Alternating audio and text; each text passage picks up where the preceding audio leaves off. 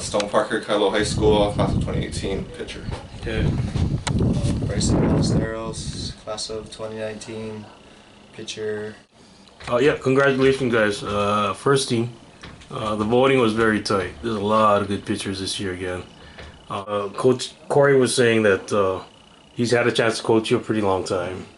And then with you, Bryson, it's been a lot of innings early on, a lot of velocity. So for you, Stone, what was key for you developing into the kind of year you had? I think just trusting Coach Corey. This past summer, just trusting him on what he was trying to do with me, and just working out in the weight room, trying to gain weight, just working on my craft. What's your height and weight now? Pardon? What's your height and weight now? I'm 6'5", 205. He said that he had to work on changing your throwing angle. Can you specify what was that? So basically, my sophomore year, I hurt my rotator cuff and my UCL in my arm.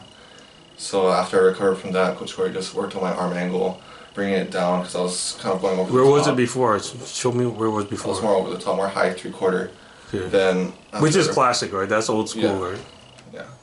Then after I recovered, more low 3/4, more sidearm-ish. And that was more easier on my arm and my shoulder. So you had surgery on those, or it was just sprain? Yeah. Wow.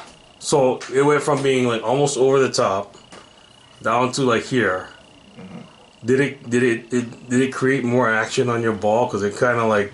Yeah, it had more of a tail to it. Yeah. Before it was just more straight and harder, but after it was just more... That's interesting because the old way is kind of like what I think most older coaches would teach. Yeah. And the other way doesn't create any strain at all. No. Wow. My arm's been healthy ever since. I have no pain. Okay. So what do you throw now?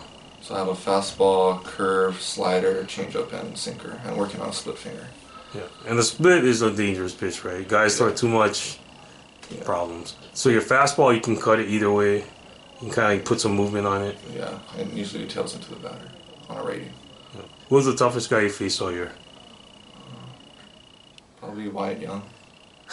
So Coach Corey said you guys played club ball together. What club was that? East Side baseball. Okay. So you faced him this year, and he likes to be a workaholic. I saw him earlier today swinging in the cage. So how do you get a guy like that out? Just pitch it down the middle. It's a ball. Really? Man, I've known Wyatt since I was young. He was my roommate in Cooperstown, and he's a tough guy to get out. So you just don't give him something square. Just throw strikes. Don't let him get ahead. Yeah. So you got him out with a fastball? Yeah, I think he grounded out like 2 times in the Pacific game. Have you guys talked since then? No. Have you texted him since then? You have a message for Wyatt? No. By the way, he made first team shortstop. Outstanding player. Okay, let's switch. Coach Corey said you always had the heat. Yeah. But it's a matter of getting accurate. So how does that happen? How do you get more accurate?